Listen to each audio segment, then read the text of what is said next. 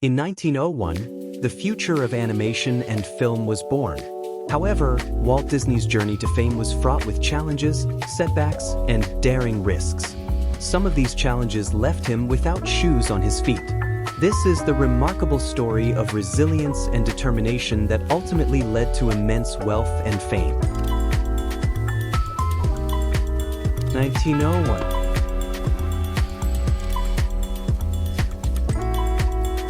Born in Chicago, Walt was the fourth of 5 children, with 3 older brothers, Herb, Ray, and Roy, and 1 younger sister, Ruth. His early years in Chicago were short-lived. His father, Elias Disney, constantly attempted new ventures.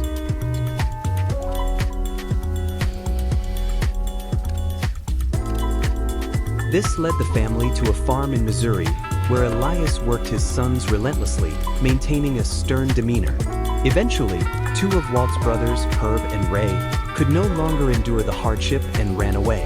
Shortly after, Elias fell gravely ill with typhoid and pneumonia, compelling Roy to take over the management of the farm.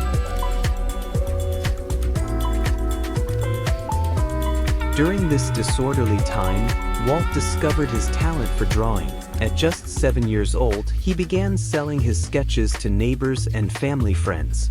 However, this income was short-lived as Flora, Walt's mother, grew weary of the unstable farming life and persuaded Elias to relocate the family to Kansas City.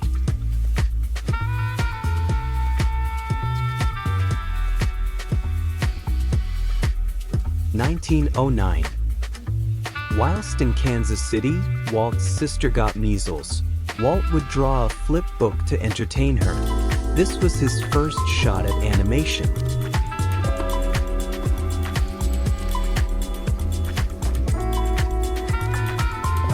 Walt had a few jobs during his time in KC. One of those jobs was being a newspaper boo for his dad's route with his only brother left, Roy. However, the boys wouldn't get paid for any of their hard work for Elias.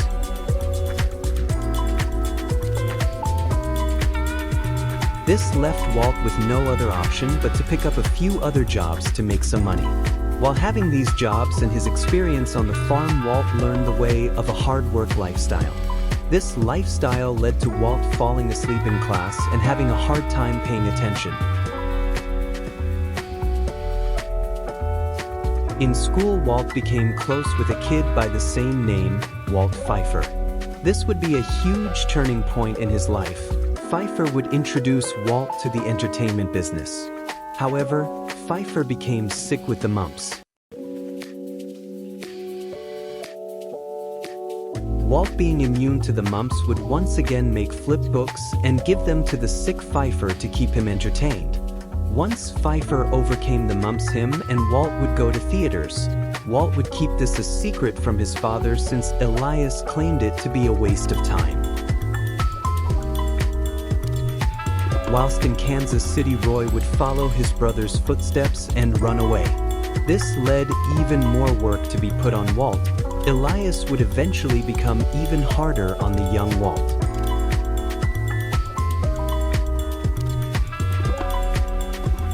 While covering his and Roy's route in the colder winter months, Walt would start to space off and kick snowballs laying on the ground. With Walt's luck, one of those snowballs would have a horseshoe nail in it. This pierced through his foot and left him unable to work for 2 weeks. During these 2 weeks, Walt would start to think about his future. Walt knew he didn't want to be a doctor, lawyer, or any of the typical jobs.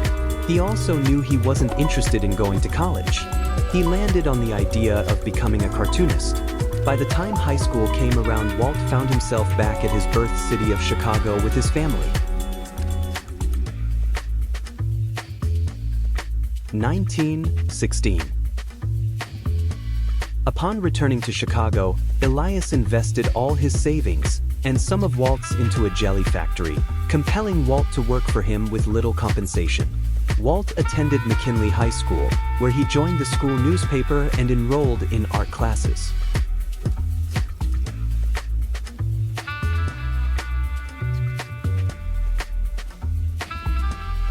He also took courses at the Chicago Art Institute. However, he dropped out at 16 to enlist in the military. His attempts to join the service failed when he was caught trying to enlist as a minor.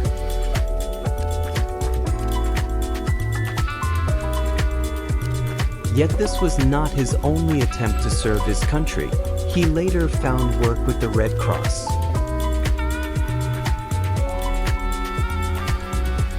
While driving ambulances, he contracted influenza, a virus devastating millions at the time. An ambulance driver warned him he might not survive the hospital stay, prompting him to return home.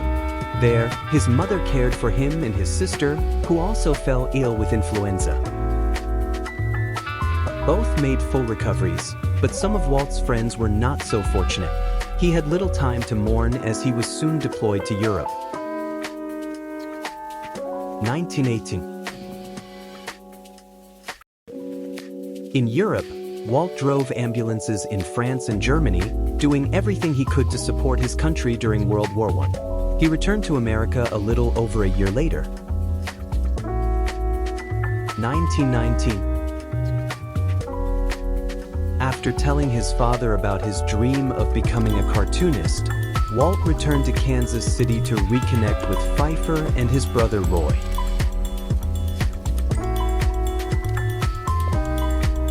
Elias disapproved and voiced his concerns. Undeterred, Walt secured a position at a local newspaper, assisting with production. His boss, believing he lacked creativity, fired him. However, he met Ub Iwerks, who would later become a pivotal figure in his career.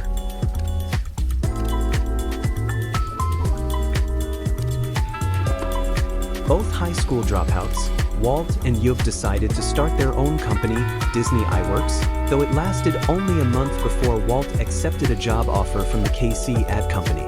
Initially reluctant, Walt ultimately took the job, while Ub offered to manage the company.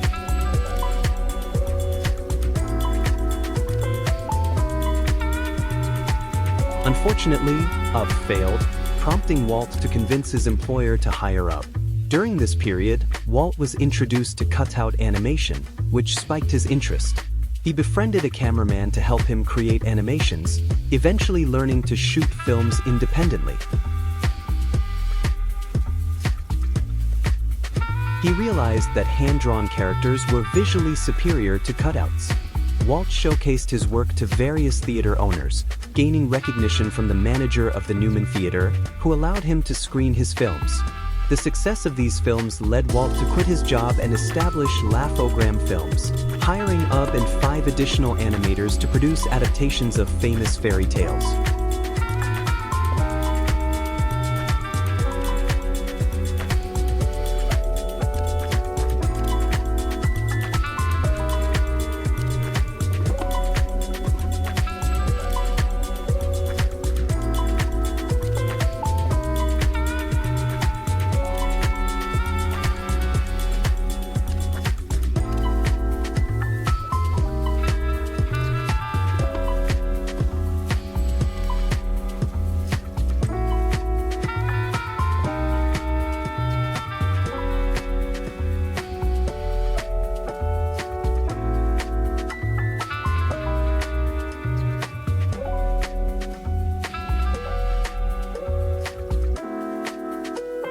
He signed a deal with pictorial clubs for multiple films, completing them all within the year.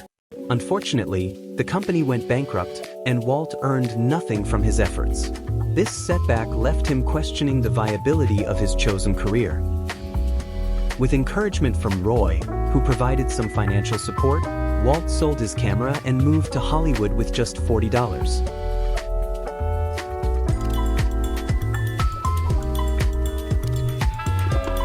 1923.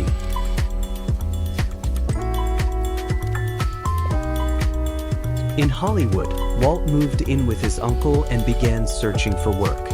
Once again, he struggled to find employment, leading to financial difficulties. His uncle pressured him about his unemployment, which prompted Walt to create a makeshift studio in the shed. He pitched his ideas to numerous New York companies and eventually secured a deal with Margaret Winkler. Confident in this opportunity, he invited Yub and Roy to join him in Hollywood. His first cartoon, Alice's Wonderland, was a success, leading to the creation of a longer series.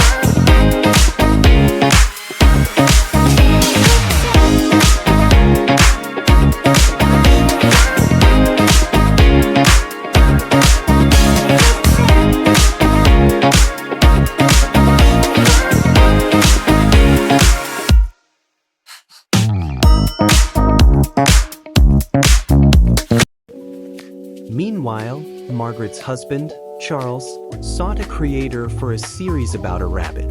Recognizing Walt's talent, Margaret persuaded Charles to offer the project to him. Walt embraced the opportunity, resulting in the creation of Oswald the Lucky Rabbit, which quickly became popular in the United States.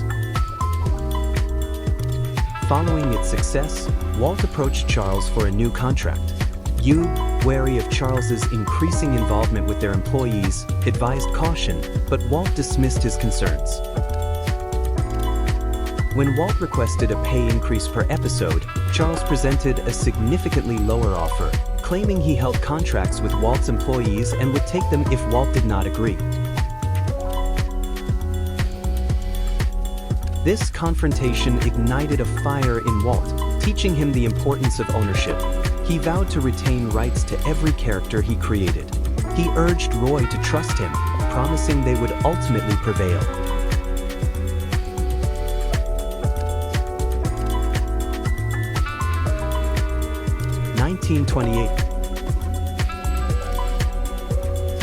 Walt immediately resumed work, creating a round mouse in 2-button shorts.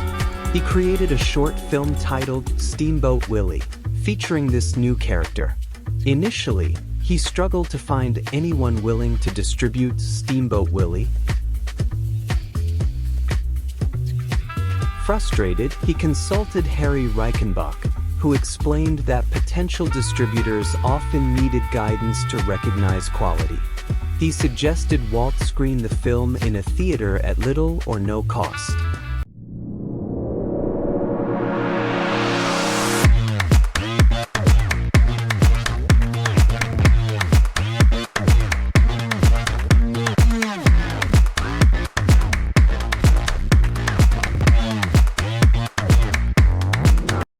The film became an overnight sensation, and its whistling theme became iconic. After the success, many companies approached Walt, eager to collaborate, but they all sought ownership of the character.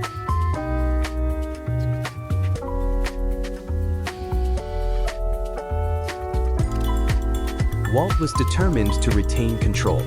He ultimately struck a deal with the owner of Universal Pictures, securing rights to the character while agreeing to one clause: he had to use a sound system he owned.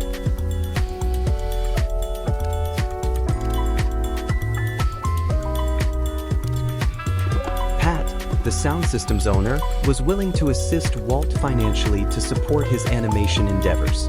Despite the popularity of Mickey Mouse, Walt again found himself without any profits, as Pat retained the earnings. Pat's influence in Hollywood hindered Walt's opportunities, but he eventually forged a partnership with Columbia Pictures. With renewed momentum, Walt and his team worked harder than ever, but the intense pressure took a toll on Walt's health. Doctors advised him to take a break. Upon his return, he faced a financial crisis, struggling to meet payroll. When he requested a pay increase per cartoon, he was met with a flat refusal. Walt confided in Soul Lesser about his frustrations, which led to a connection with Joseph Schenck at United Artists, who offered him a position. With this new opportunity, Walt decided to experiment with color in his films, despite Roy's reservations due to the company's debt. Walt was confident that this move could lead to substantial profits. He produced Snow White's in color and sound, but the film faced criticism and concerns that it could lead to bankruptcy. Listening to the backlash, Walt got advice from Hal Horn, who suggested he ignore the negativity and allow the buzz to generate publicity. When Snow White was finally released 3 years later, it became the highest-grossing film of all time and was his longest film to date at 83 minutes. This success prompted Walt to focus exclusively on feature-length films. The success allowed him to upgrade his studio and provide a better home for his parents after years of struggle. Tragically, the new house had a gas leak, which resulted in his mother's death.